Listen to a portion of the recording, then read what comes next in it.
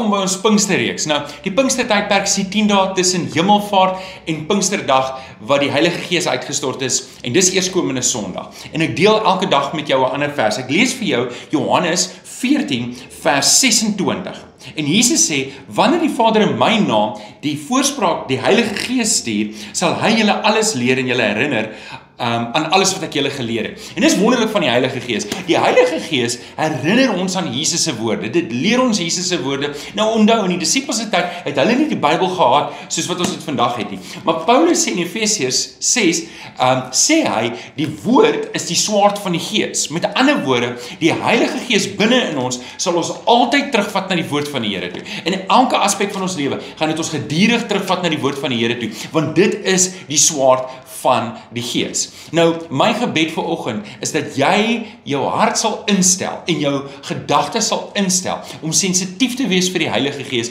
dat jy sal hoor wat Jesus se woorde vandag vir jou is en wat Jesus jou vandag wil leer. Wat is dit wat die Heilige Gees jou vandag wil leer en wat hy jou vandag wil herinner? Nou, elke dag gee ek vir jou 'n ander vers en ek wil graag hê jy moet hierdie vers bidend oorweeg en voor die Here gaan sit en sê, Vader, leer my wat hierdie dinge beteken, sodat jy Sondag voorbereid kan wees wanneer jy by die kerk aankom, wanneer ons oor die Heilige Gees praat, gereed sal wees. Sondagoggend 2 dienste, 8:30 en 10:00. Ek sien jou daar. Die Here seën, geniet die dag.